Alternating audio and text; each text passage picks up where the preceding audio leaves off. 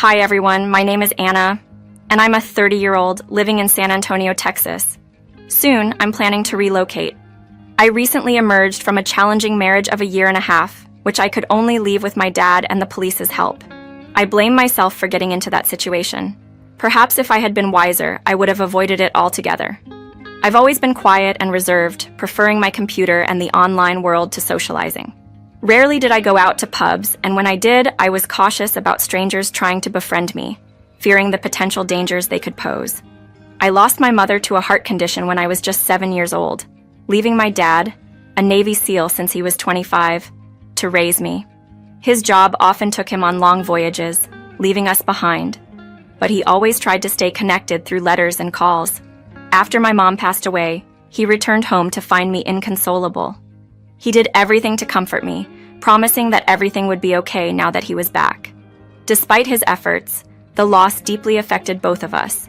I remember seeing him overwhelmed with grief for the first time when I had a playground accident. He took a short break from work to be with me, then left me in my grandmother's care, who looked after me in his absence. He asked me to be good to her and promised to return soon, instructing my grandmother to teach me how to bake and cook my favorite treats. I promised to learn and eagerly awaited his return, holding on to the memories of the care and lessons from both my dad and grandmother. When my dad had to leave again, he reassured me with a promise to try out the dishes I'd learned to make, igniting a small spark of excitement in me despite his departure. "I have to go now, my car is waiting. Take care of yourself, honey," he said. And then he was off, promising to return in about 7 months. True to his word, he would send me gifts and souvenirs from his travels, each one a little story of its own, making his presence felt despite the distance. I spent most of my time indoors, assisting my grandmother with her tasks, preferring the solitude of our home over the company of other children. As time went on, I found solace in my own company, with the internet becoming my window to the world beyond. My father eventually decided it was time for me to return to our family home. But my reluctance to engage with the world outside didn't wane. College felt like a burden, and social interactions drained me. Online, however, I thrived. The digital world allowed me to explore endless stories and connect with people on my terms, without the fear of judgment for my introverted nature. It was here, in this vast network of anonymous friends, that I found my tribe, individuals who understood the comfort of distance and the joy of shared interests. The internet for me became a global village, connecting me with people from all walks of life. Their diverse backgrounds and stories were endlessly fascinating, highlighting our shared humanity amidst our differences. It was a testament to the power of technology to bridge the widest of divides, to bring people together in ways previously unimaginable. In this digital expanse, I met Brian, a streamer, or so he introduced himself. Our friendship began with texts before advancing to video calls, where we both chose to conceal our identities. I donned a Batman mask, while he opted for a scarf and beanie. "Hi, Anna. It's great to see you finally," he greeted. "Hello, Brian. Nice to meet you." "Virtually," I replied, the nerves evident in my voice. "Likewise. So, how are you doing today? Chat with many people?" he asked, his tone light and friendly. "I'm doing okay, just a bit nervous, to be honest," I admitted. "That's completely normal, but trust me, I don't bite. I'm as awkward as you are," he assured me, easing the tension. Our conversation flowed naturally from there, a mix of curiosity and shared awkwardness making it easier to open up. "Tell me more about yourself, Brian. How did you find yourself in this online world?" I asked, eager to learn more about the person behind the screen. Our dialogue, marked by mutual understanding and a shared sense of belonging, underscored the unique connections possible in the digital age, where even the most reserved can find a place and a voice. I've always had a fascination with meeting new people and understanding different viewpoints. However, I find myself spending a lot of time at home, which makes the online community a fantastic avenue to explore those interests. "What about you?" I asked. "Well, I'm pretty introverted, so interacting in person can be a bit tough for me. The online world feels safer, and it's easier for me to express myself," I explained. It was comforting to know virtual connections could offer meaningful interactions. Discovering we had crossed paths felt like a small stroke of fate. As we continued our conversation, finding shared interests and exchanging life stories, I felt increasingly comfortable. The ease of our interaction was surprising. I didn't expect to feel so at ease talking with someone online. "Thanks for making it so natural," I said, genuinely grateful. "The feeling's mutual, Anna. You're easy to talk to, and I'm glad we met. If you ever want to chat, I'm usually around playing Mario. Oh, and do you game? He inquired. I'd enjoy that, Brian. But no, I mostly spend my time blogging and browsing Reddit. There's so much you can learn from the experiences others share there, I shared, highlighting my preference for soaking in diverse perspectives online. True. Sometimes our own lives seem so mundane in comparison. I trust my online friends more than my offline ones. What I love about online interactions is the freedom. They're without obligation. You can engage or take a step back, as you prefer, Brian added, a sentiment I deeply resonated with. Through our discussions, Brian and I formed a genuine bond, one that felt as real as any friendship formed in person. This virtual connection, founded on mutual understanding and an open mind, felt like it had the power to bridge any distance between screens.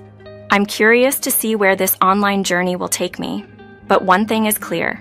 The experiences and lessons from my digital sanctuary have fundamentally shaped me. These learnings will forever be a part of who I am as I venture through life. However, my dad is quite cautious and traditional. If he discovered I was forming friendships with people I've never met in person, he'd be far from pleased. The last time he visited, he took the opportunity to give me a lecture over dinner. "How are your studies going, Dove?" he asked. "Dad, I've graduated, but you wouldn't know. You couldn't make it," I replied, a touch of sadness in my voice. "Oh, Anna, I know I missed it, and I'm truly sorry. I was caught up with work, but please know I regret not being there," he apologized, his remorse genuine. Despite our differences, the bond we shared was strong, a mix of love, concern, and a deep, if sometimes challenging, understanding.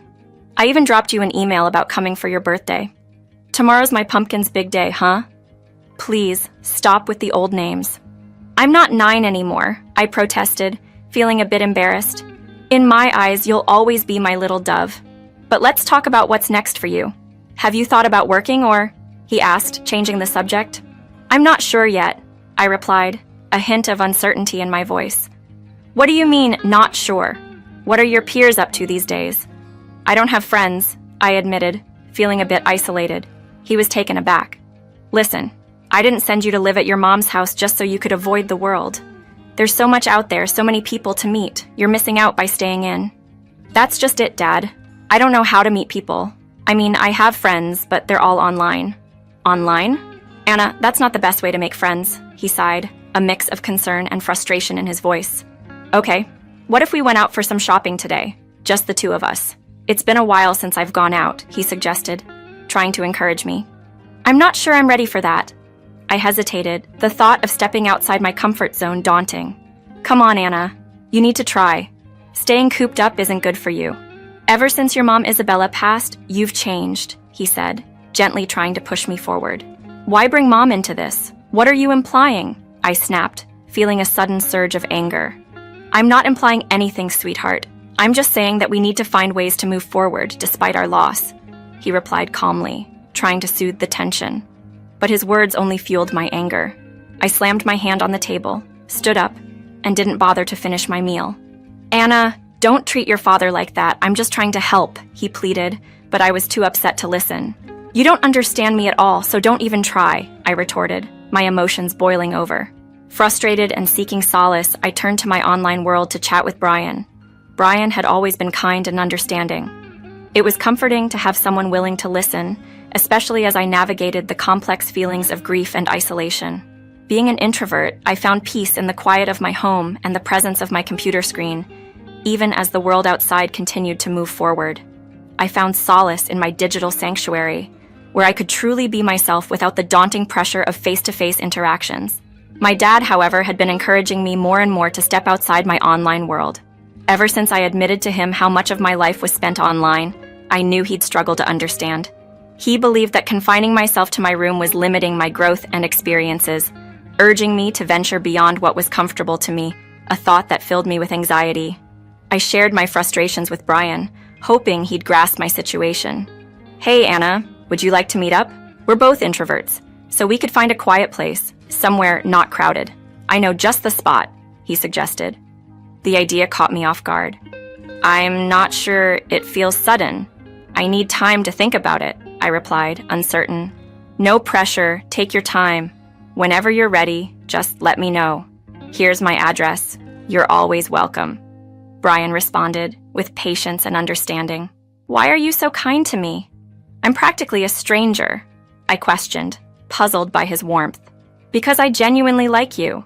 I know it might sound odd coming from me, but I'd like to get to know you better. Whenever you feel the same, you know where to find me, he said, his sincerity striking a chord within me.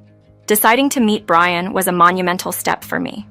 As I approached his home, my heart raced with a mix of excitement and nervousness. Surprisingly, he lived quite close, only a 35-minute drive away. Taking a deep breath to muster my courage, I knocked on his well-worn wooden door, which creaked open to reveal Brian's welcoming smile. His warmth immediately lessened my anxiety. Brian was unexpectedly charming, and while his home wasn't outwardly impressive, it possessed a certain lived-in charm that felt genuinely inviting. The interior revealed much about him. Shelves lined with beloved classic books, a collection of board games, and a well-set-up computer space.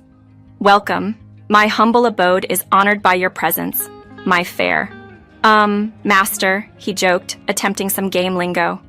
I might not catch all the gaming references, but thank you. Your place is cozy. Do you live here alone? I inquired, stepping into his world. No, my fair princess, I share it with my mom, he replied, his tone light, inviting me further into his life and home. A gesture that bridged the gap between our online connection and the new, unfolding reality of our friendship. Brian lives with his mom on the ground floor, while he has the top floor all to himself. He invited me over to show me around, and we spent the whole day getting to know each other better. Our in-person meeting made our bond stronger, and I found myself truly valuing the person I'd met online. Brian's kindness and humor were just as I had imagined, making me appreciate his company even more. As the evening approached, Brian suggested a walk in the nearby park. This relaxed me further, transforming my initial nerves into comfort. Being with him felt like a natural progression of our online conversations, yet there was a new closeness that you could only get from being together in person. During our walk, I mentioned not celebrating my birthday due to a fallout with my dad. Brian was sympathetic and hoped for reconciliation, believing that family ties would prevail. However, as Brian and I grew closer, his possessiveness became apparent. He insisted on constant communication, getting upset if I spoke to others. Despite his claims of love and protection, I couldn't shake off the feeling that I was part of a game with him. Adding to the complexity was his mother's disapproval of our relationship. It hurt knowing she had negative feelings towards me without having met me. Brian's closeness with his mother, while understandable, made me feel like an outsider. Despite these challenges, the oddest part was his mother's seemingly contradictory desire for us to get married, knowing I had no one else. This made navigating our relationship and his family dynamics all the more complicated. In a whirlwind of misplaced trust and vulnerability, I found myself swept up into a secretive marriage with Brian, a decision driven by his insistence and manipulation. He painted a picture where my father's disapproval and lack of love were given, convincing me that only he truly cared for me. This narrative led me to silently accept a union that I hoped would be my haven, yet it turned into anything but. As the months wore on, a different side of Brian's mother emerged, one that thrived on diminishing me with her harsh words and actions.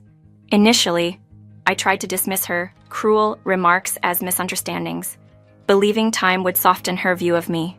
Unfortunately, her disdain only intensified, transforming her into an incessant source of emotional pain. Whether criticizing my cooking, questioning my cleanliness, or belittling my efforts, her intent seemed clear: to make me feel unwelcome and inadequate. Meanwhile, Brian remained detached, lost in his world, leaving me to face this torment alone. This isolation magnified my feelings of helplessness and self-blame. I questioned my strength, lamenting my inability to stand up for myself and missing the father I had pushed away in my confusion and pride. One particularly difficult day, already weakened by illness, I sought solace in sleep, only to be cruelly awakened by a splash of cold water. Brian's mother stood over me, her disdain palpable, scolding me for resting instead of tending to chores. Her slap was a shocking wake-up call, pushing me to a breaking point. At that moment, something within me snapped. I refused to bear the brunt of her cruelty any longer. My outburst, "I am not doing anything for you or your son anymore. I've had enough," marked a turning point. I declared my refusal to be demeaned and disrespected, a cry for dignity from the depths of despair. This realization that I deserved better was a first step toward reclaiming my sense of self, even amidst the wreckage of my choices. Just as I was about to leave, I felt a sudden, sharp pain at the back of my head and everything went dark. When I regained consciousness, I found myself in a dimly lit room, illuminated only by a single bulb hanging in the center. My head throbbed with pain, and when I tried to stand, my legs gave way, sending me crashing to the floor again. Confusion and pain overwhelmed me as I wondered about my whereabouts. Faint, muffled sounds reached my ears, growing louder as they neared.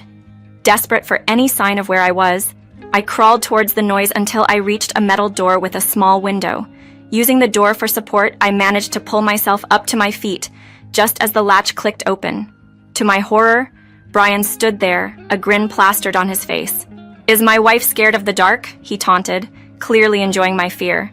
I pleaded with him, begging to be let out, insisting that this cruel joke had gone too far. But my pleas fell on deaf ears as he coldly informed me that this was my punishment for defying his mother.